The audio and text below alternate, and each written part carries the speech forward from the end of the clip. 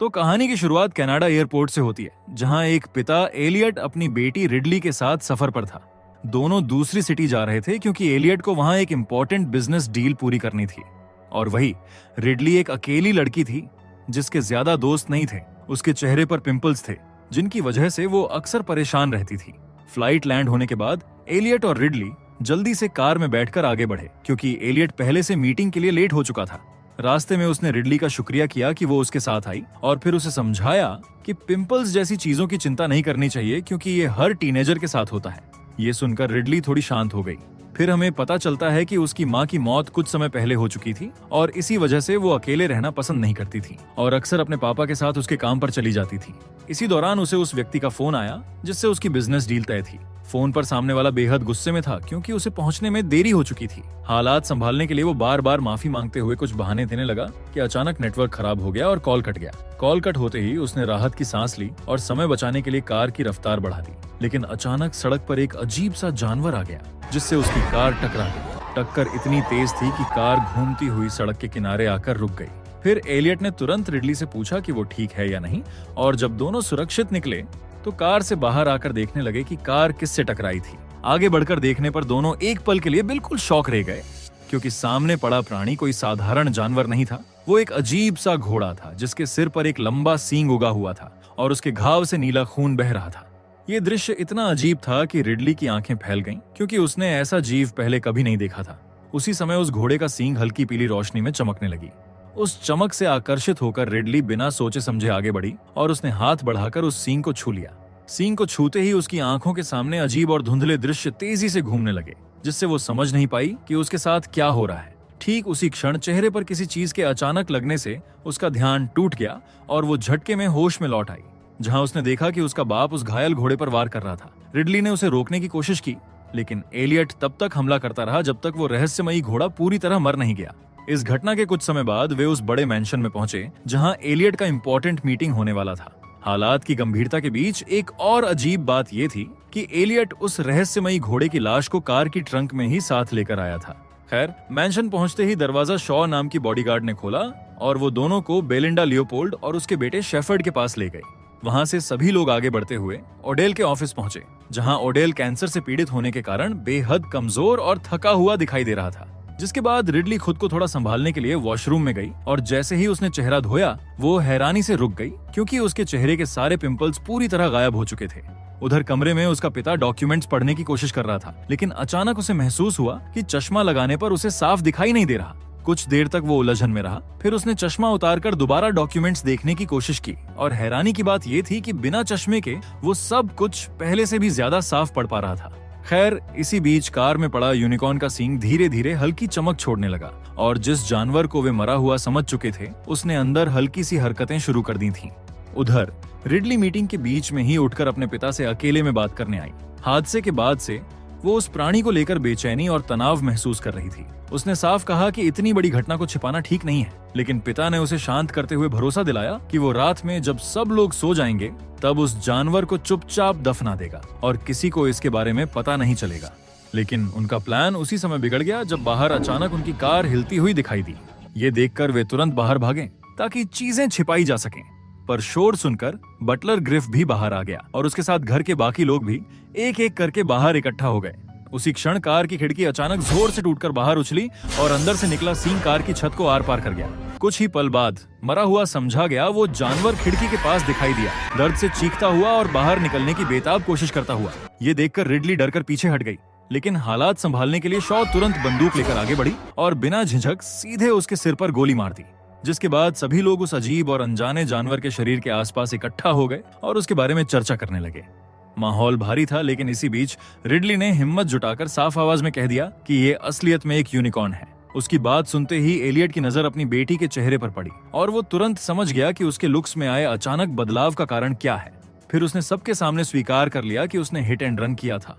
उसने ये भी बताया कि दुर्घटना के दौरान उस पर यूनिकॉर्न का नीला खून गिरा था और तभी से उसकी नजर अचानक ठीक हो गई थी। ये सुनकर सभी को समझ आ गया कि यूनिकॉर्न के खून में किसी स्पेशल हीलिंग पावर का प्रभाव है। इस एहसास के बाद रिडली ने गंभीरता से सुझाव दिया कि उन्हें सरकार को बुलाकर इस जानवर की ठीक तरह से जांच करवानी चाहिए, लेकिन ओडेल ने तुरंत मना कर दिया।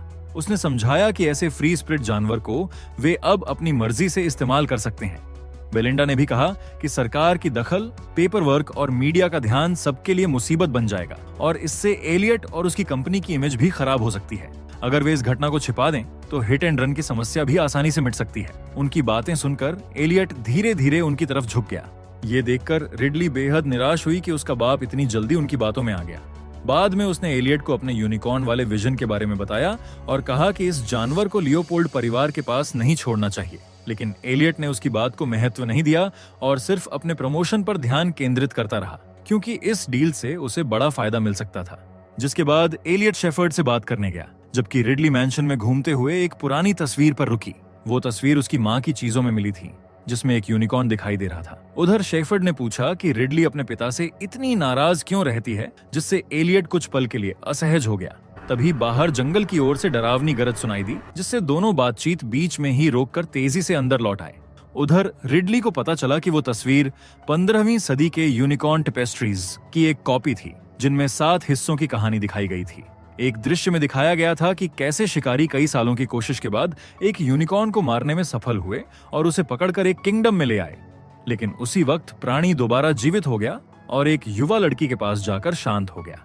रिडली ने आगे और रिसर्च की तो उसे पता चला कि उसी समय यूनिकॉर्न का एक झुंड उस किंगडम पर हमला कर चुका था और उन्होंने पूरा महल तबाह कर दिया था। फिर अगली सुबह 2 वैज्ञानिक, डॉक्टर सॉन्ग और डॉक्टर बाटिया, उसे एक्सपेरिमेंट रूम में ले गए। वे दोनों सुरक्षा सूट पहने हुए थे और यूनिकॉर्न पर रिसर्च करने के लिए बेहद उत्साहित दिख रहे थे।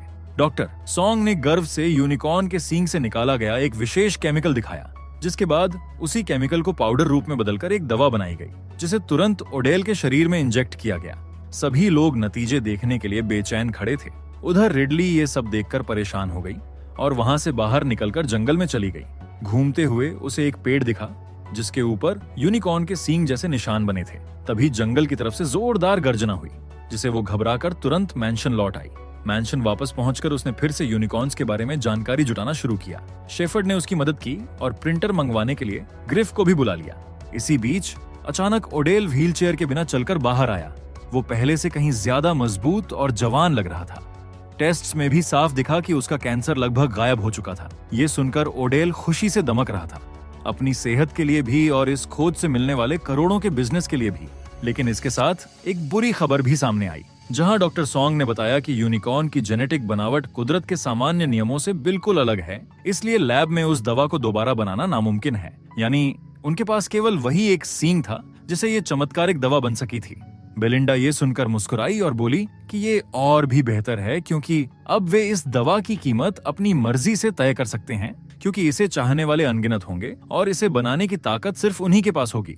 जिसके बाद लियोपोल्ड्स ने एलियट से वादा किया कि वे इस खोज में उसे अपना पार्टनर बनाएंगे, लेकिन इसके बदले उन्होंने उससे ये वादा लिया कि दवा से जुड़ी सारी जानकारी और प्रक्रिया पूरी तरह सीक्रेट रखी जाएगी।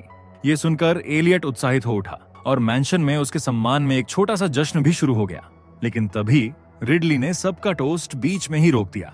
उसने फर्श पर यूनिकॉर्न टेपेस्ट्रीज की तस्वीरें फैलाकर सभी को समझाया कि ये कहानी इतिहास में कई बार दोहराई गई है। उसने बताया कि शुरू के समय में यूनिकॉर्न्स को खतरनाक राक्षस माना जाता था। उनका चमत्कारी खून सदियों से जाना जाता रहा है, लेकिन जो लोग उन्हें पकड़ने या मारने की कोशिश करते थे, वे लगभग हमेशा भयानक और दर्दनाक मौत का शिकार बनते थे। रिडली की बातों को लियोपोल्ड्स ने गंभीरता से लेने के बजाय हल्के में उड़ा दिया और मजाक का विषय बना दिया। उधर माहौल शांत होते ही शॉ और ग्रिफ यूनिकॉर्न की बॉडी को कंपनी भेजने की तैयारी में जुट गए। इस सब के बीच रिडली खुद को अकेला महसूस करने लगी और थोड़ी देर के लिए शांत होने के लिए कार में जाकर बैठ गई। तभी अचानक पूरे मैंशन की लाइट्स बंद हो गईं। लैब में बाटिया ने डॉक्टर सॉन्ग को बताया कि सींग की रेडिएशन अब तक के सबसे ऊंचे स्तर पर पहुंच चुकी है। उधर कार में बैठी रिडली ने फिर वही डरावनी गर्जना सुनी और उसी समय उसके फोन की स्क्रीन इंटरफेरेंस के कारण कांपने लगी। ये देखते ही लियोपोल्ड्स ने एलियट को बाहर जाकर स्थिति की जांच करने के लिए भेजा। इसी बीच लैब में डॉक्टर सॉन्ग को अचानक अपनी पीठ पर कुछ अजीब सा एहसास हुआ और अगले ही पल बाटिया के चेहरे पर खून उछल गया, क्योंकि एक विशाल यूनिकॉर्न का सींग सॉन्ग को पीछे से आर पार कर चुका था। ठीक उसी समय एलियट उनके पीछे खड़ा था और ये भयावह दृश्य देखकर वहीं के वहीं जम गया। फिर कुछ ही क्षण बाद सबने देखा कि टनल की दीवारों पर एक विशाल यूनिकॉर्न की भयावह परछाई उभर रही थी, बिल्कुल वैसी ही जैसी रिडली ने अपने विजन में देखी थी। इसके साथ ही पूरे मैंशन में अफरा तफरी फैल गई। ओडेल दूर खड़ा चिल्ला रहा था कि बच्चे वाले यूनिकॉर्न को तुरंत वापस अंदर ले आओ, जबकि शॉ और ग्रिफ बंदूकें लेकर गार्डन की ओर भाग पड़े। इसी भागदौड़ के बीच एलियट की नजर बगीचे में अकेली खड़ी रिडली पर पड़ी। वो घबरा गया और जोर से चिल्लाया कि वो तुरंत कार में जाकर दरवाजा लॉक कर ले। रिडली ने उसकी बात मानी और कार में बैठ गई, लेकिन घबराहट में वो अपने फोन की फ्लैशलाइट ऑन करके बाहर की ओर देखने लगी। उसकी ये रोशनी यूनिकॉर्न को आकर्षित कर गई और वह तेजी से उसकी ओर दौड़ा और पूरी ताकत से कार पर हमला कर दिया। एलियट पीछे से दौड़ता हुआ आया और कार का दूसरा दरवाजा खोलकर रिडली को बाहर खींच लाया। और वो यूनिकॉर्न खिड़की पर दांत किटकिटाते हुए चीख रहा था, जिसके बाद गार्ड्स ने यूनिकॉर्न को चारों तरफ से घेर लिया, मानो ये दृश्य बिल्कुल उसी टेपेस्ट्रीज जैसा लग रहा हो। लेकिन इस बार उनके हथियार भी इस जानवर को रोक नहीं पा रहे थे। कार के नीचे छिपे एलियट और रिडली ने भय के साथ देखा कि यूनिकॉर्न का एक भारी पैर सीधे एक गार्ड के सिर पर पड़ा और उसका सिर एक ही झटके में कुचल गया। इस भयानक दृश्य के बाद रिडली ने मौका पाकर तुरंत मैंशन की ओर दौड़ लगा दी। यूनिकॉर्न भी उसके पीछे तेजी से भागा, लेकिन वो समय रहते अंदर पहुंच गई और दरवाजा जोर से बंद कर दी। यूनिकॉर्न दरवाजे के ठीक पीछे आकर रुक गया और लकड़ी की पतली स्लैट्स के बीच से उसे घूरता रहा। उसके शांत लेकिन तीखे व्यवहार से साफ लग रहा था कि वो चाहकर भी उस कमजोर दरवाजे को नहीं तोड़ रहा था, मानो वो किसी और वजह से उसके इतने करीब आया हो। फिर अचानक यूनिकॉर्न ने अपना चमकता हुआ सींग दरार से अंदर किया, जैसे वो उसे छूने के लिए बुला रहा हो। रिडली ने भी धीरे धीरे हाथ बढ़ाया, लेकिन ठीक उसी पल शॉ ने गोली चला दी। गोली की आवाज से यूनिकॉर्न घबरा गया और पीछे हट गया, जिसके बाद सभी लोग मैंशन के अंदर इकट्ठा हो गए। रिडली ने हांफते हुए अपने विजन के बारे में बताया और कहा कि उसका उस बच्चे वाले यूनिकॉर्न से किसी तरह का कनेक्शन बन गया है। ये सुनकर ओडेल को विश्वास हो गया कि उस बड़े यूनिकॉर्न को पकड़ना अब जरूरी है। वो खुद उस सींग को छूना चाहता था ताकि वो किसी भी हमले से प्रतिरक्षित हो सके। इसी माहौल में शेफर्ड ने ये बात भी जोड़ दी कि एक यूनिकॉर्न के सींग से अनगिनत लोगों की जान बचाई जा सकती है। रिडली को उनकी नीयत साफ दिख रही थी, पर वो किसी को रोक नहीं पाई। तभी ओडेल ने एक बार फिर एलियट को पार्टनरशिप का लालच दिया और एलियट ने बिना झिझक तुरंत उसकी बात मान ली। ओडेल ने शिकार के कपड़े पहन लिए और एलियट को भी अपने साथ चलने के लिए कहा। रिडली ने रोते हुए पापा से विनती की कि वे इस योजना से पीछे हट जाएं और उसे घर ले चलें, लेकिन एलियट ने ओडेल के प्रस्ताव के लालच में उसकी बात अनसुनी कर दी और उसके साथ जाने का फैसला कर लिया। उधर शेफर्ड ने बहाना बनाकर मैंशन में ही रुकने का नाटक किया। जैसे ही मौका मिला, उसने बाटिया से बात करते हुए चुपके से यूनिकॉर्न वाली दवा का वायल चुरा लिया। इतना ही नहीं, उसने बाटिया को यह भी समझा लिया कि बच्चे वाले यूनिकॉर्न का सींग काट देना चाहिए ताकि वे उससे और दवा बना सकें। बाहर शॉ रेडिएशन मापक लेकर टीम को जंगल की दिशा बता रही थी और इसी बीच शेफर्ड के हाथ से वो दवा वाला वायल फिसल कर गिर गया। उसे साफ करते करते वो खुद को रोक नहीं पाया और थोड़ा सा केमिकल छक लिया, जिसके बाद उसका लालच और बढ़ा तो उसने $100 का नोट रोल किया और पूरी खुराक सूंघ ली। कुछ ही क्षणों में उसकी आंखें अलौकिक चमक से भर गईं, मानो उसके अंदर कोई नई अनियंत्रित शक्ति जाग उठी हो। उधर रिडली बैग लेकर मैंशन से निकलने वाली थी, लेकिन अपने पिता की चिंता उसे रोक गई। उसे टेपेस्ट्री का वो हिस्सा याद आया जिसमें बताया गया था कि बच्चा यूनिकॉर्न मरा नहीं था। उसकी प्रजाति इतनी तेजी से पुनर्जीवित होती है कि वह दोबारा जीवित भी हो सकती है।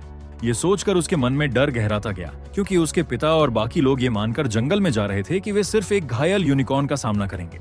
इस डर ने उसे तुरंत कार्रवाई करने पर मजबूर कर दिया और वो ग्रिफ को ढूंढने निकली ताकि उसे भेजकर सबको वापस बुलाया जा सके। इसी बीच ओडेल का ग्रुप जंगल में उस खतरनाक प्राणी के बेहद करीब पहुंच चुका था। तभी एलियट को रिडली के किए हुए मैसेज दिखाई दिए।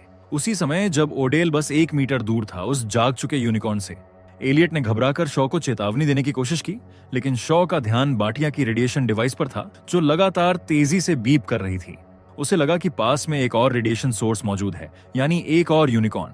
और ठीक उसी क्षण दूसरा यूनिकॉर्न अचानक पीछे से झपटा और शॉ के कंधे पर काटते हुए उसे हवा में उठा लिया। अगले ही पल दोनों यूनिकॉर्न एक साथ पूरे ग्रुप पर टूट पड़े और कुछ ही क्षणों में गार्ड्स एक एक करके मारे जाते चले गए। ये सब देखकर एलियट ने तुरंत नाइट विजन बाइनोकुलर पहन लिया और देखा कि एक यूनिकॉर्न सीधे उसकी ओर हमला करने की तैयारी में है। वो समय रहते झुक गया और यूनिकॉर्न का वार उसके ऊपर से निकलते हुए पीछे खड़े एक अन्य गार्ड को उछालकर दूर फेंक गया। अब किसी तरह केवल ओडेल और एलियट ही बच पाए और दोनों मैंशन की ओर भागने लगे, लेकिन वे दरवाजा समय पर बंद नहीं कर सके और यूनिकॉर्न्स मैंशन के गार्डन तक पहुंच आए। दोनों के बीच फंसे ओडेल ने अचानक रणनीति बदलते हुए कहा कि वो उन्हें शांत कर सकता है। ये सोचकर वो धीरे धीरे आगे बढ़ा और एक यूनिकॉर्न के सींग को छूने की कोशिश करने लगा। सबकी हैरानी के लिए यूनिकॉर्न उसके सामने झुकता हुआ प्रतीत हुआ, मानो वो ओडेल को स्वीकार कर रहा हो। लेकिन अगले ही क्षण यूनिकॉर्न ने अचानक जोरदार झटका दिया और अपना सींग नीचे से ऊपर की ओर उठाते हुए ओडेल की ठुड्डी चीरता हुआ उसके सिर के आर पार निकल गया। मैंशन के अंदर से खड़े लोग ये दृश्य देखकर चीख पड़े, जिसके बाद ग्रिफ ने हड़बड़ी में मैंशन का फ्रंट डोर बंद कर दिया और एलियट ने पुलिस को कॉल करने की कोशिश की। और इस बार लियोपोल्ड्स भी सहमत थे, लेकिन कॉल कट गई और पूरे मैंशन की लाइट्स फिर से चली गईं। अंधेरे में रिडली ने कहा कि उन्हें बच्चे वाले यूनिकॉर्न को वापस कर देना चाहिए ताकि वो बड़ा यूनिकॉर्न शांत हो जाए। लेकिन बेलिंडा ने तुरंत मना करते हुए कहा कि अब ये तरीका काम नहीं करेगा, क्योंकि बाहर जाने वाला इलेक्ट्रिक गेट बंद है और वे सब यूनिकॉर्न्स के साथ अंदर ही फंस चुके हैं। ग्रिफ ने समझाया कि गार्डन के दूसरे कोने में मौजूद मशीन हाउस में जाकर गेट को मैन्युअली खोला जा सकता है, लेकिन इसके लिए किसी एक व्यक्ति को वहां तक जाना पड़ेगा। बेलिंडा और शेफर्ड ने बिना किसी हिचक के फैसला किया कि ग्रिफ ही बाहर जाएगा, क्योंकि वही उस मशीन को चलाना जानता था। ग्रिफ भारी कदमों के साथ टनल की ओर बढ़ गया। उधर बाटिया ने बच्चे वाले यूनिकॉर्न को गार्डन में रख दिया, ये उम्मीद करते हुए कि वयस्क यूनिकॉर्न शांत हो जाएंगे, लेकिन यह तरीका बिल्कुल काम नहीं आया।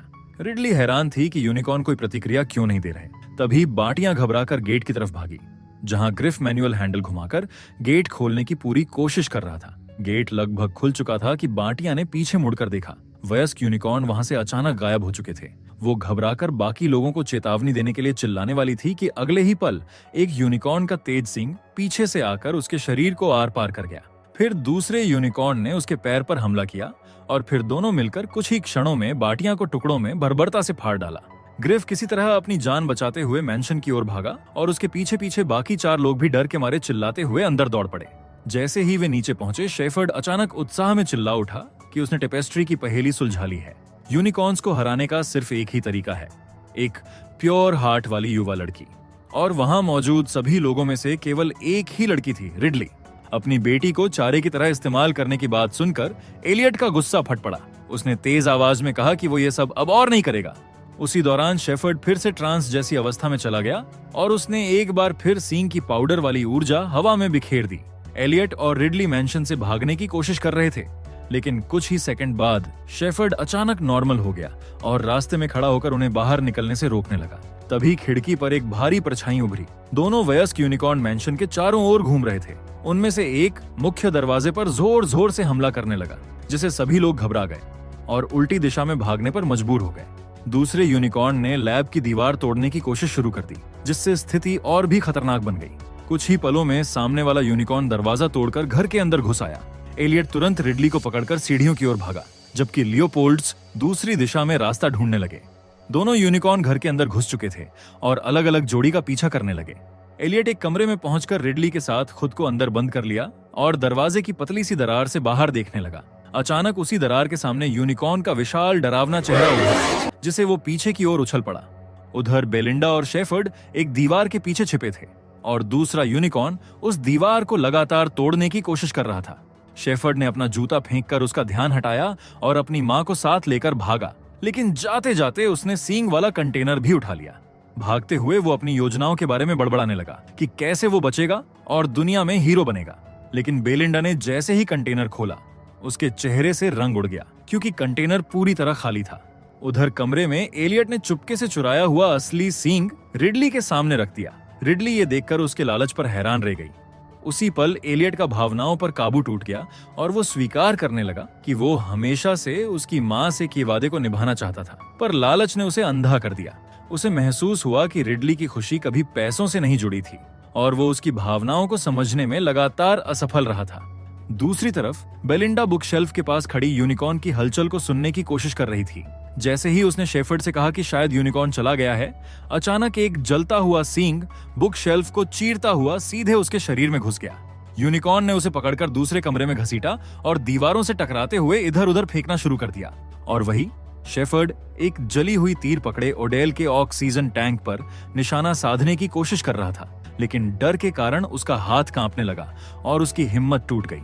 उसी बीच हालात और भयावह हो गए, क्योंकि अगले ही पल यूनिकॉर्न ने बेलिंडा को मुंह में दबोचकर अंदर से फाड़ डाला, जिससे उसका खौफनाक अंत वहीं हो गया। उसी समय एलियट ने रिडली को कमरे से बाहर बंद कर दिया, क्योंकि वो समझ चुका था कि अब इस दैत्य का सामना उसे ही करना होगा। दरवाजा खोलते ही उसने यूनिकॉर्न को बाहर की ओर खींचकर उसका ध्यान भटकाया और उसी एक मौके का फायदा उठाते हुए वो तेजी से बगीचे की ओर दौड़ पड़ा। रिडली ने मौका मिलते ही झाड़ियों में छलांग लगा दी। लेकिन तुरंत ही शेफर्ड उसके पीछे आ पहुंचा। उसने जली हुई तीर उसकी ओर तान कर धमकी दी कि वो बच्चे वाले यूनिकॉर्न के पास ही खड़ी रहे, क्योंकि उसके अनुसार प्योर हार्ट वाली लड़की ही इन प्राणियों को काबू में कर सकती है। ठीक उसी तरह एक वयस्क यूनिकॉर्न दहाड़ते हुए रिडली के सामने आ खड़ा हुआ। रिडली डर के मारे आंखें बंद कर गईं, लेकिन जब उसने धीरे धीरे दोबारा आंखें खोलीं तो देखा कि यूनिकॉर्न शांत होकर उसकी गोद में लेटा था, मानो उसे उसी में भरोसा मिल गया हो। ये देखकर शेफर्ड तुरंत उस यूनिकॉर्न के पैरों को बांधने लगा, लेकिन तभी दोनों ने एक और तेज हिनहिनाहट सुनी और चौंक कर पीछे मुड़े, जहां दूसरा यूनिकॉर्न भी लगभग शांत हो चुका था। वो एलियट के हाथ में पकड़े हुए सींग के पीछे पीछे चलता हुआ रिडली के पास पहुंचा और फिर उसके ठीक बगल में आकर लेट गया। ये स्थिति देखते ही शेफर्ड उत्साहित हो उठा और बोला कि उनका काम अब आसान हो गया है। लेकिन इसी बीच एलियट का धैर्य जवाब दे गया। उसने गुस्से में सींग उठाया और सीधे शेफर्ड पर वार कर दिया। जवाब में शेफर्ड ने भी बिना झिझक के जली हुई तीर से पलटकर उस पर हमला किया। एलियट घायल होकर गिर पड़ा और ये देखकर रिडली घबराई हुई अपने पिता की मदद के लिए उसकी ओर दौड़ पड़ी। तनाव बढ़ते ही दोनों यूनिकॉर्न भी बेचैन होकर इधर उधर हिनहिनाने लगे। शेफर्ड फिर खड़ा हुआ और सींग छीनने की कोशिश करने लगा, लेकिन उसी क्षण एक यूनिकॉर्न ने जोरदार किक मारी और उसके सारे सपने एक ही झटके में खत्म हो गए। कुछ पलों बाद एलियट भी मर गया, लेकिन उसकी मौत ज्यादा देर नहीं रही, क्योंकि दोनों वयस्क यूनिकॉर्न्स ने एलियट और अपने बच्चे को घसीट कर बाहर ले गए। फिर वे तीनों घुटनों के बल बैठकर अपने सींग आपस में टच करने लगे। सींगों के मिलते ही एक जादुई तूफान सा उठा और बच्चे वाले यूनिकॉर्न का टूटा सींग दोबारा जुड़ गया। उसी जादू के साथ एलियट भी जीवित हो उठा, जिसके बाद यूनिकॉर्न परिवार जंगल की ओर लौट गया। कुछ देर बाद ग्रिफ पुलिस को लेकर मैंशन पहुंचा। वहां कोई जादुई प्राणी नहीं मिला, इसलिए एलियट और रिडली को बिना वजह हिरासत में ले लिया गया। लेकिन जैसे ही उन्हें पुलिस कार में ले जाया जा रहा था, अचानक सड़क पर पूरा यूनिकॉर्न परिवार दिखाई दे गया। दोनों समझ गए कि अगला हमला अभी शुरू होने वाला है, इसलिए उन्होंने तुरंत अपनी सीट बेल्ट बांध ली और कहानी यहीं एक धमाकेदार मोड़ पर खत्म होती है। अगर आपको एक्सप्लेनेशन अच्छा लगा हो तो वीडियो को लाइक और कमेंट जरूर करें। ऐसी ही और मजेदार और अनोखी कहानियों के लिए चैनल को सब्सक्राइब करना ना भूलें।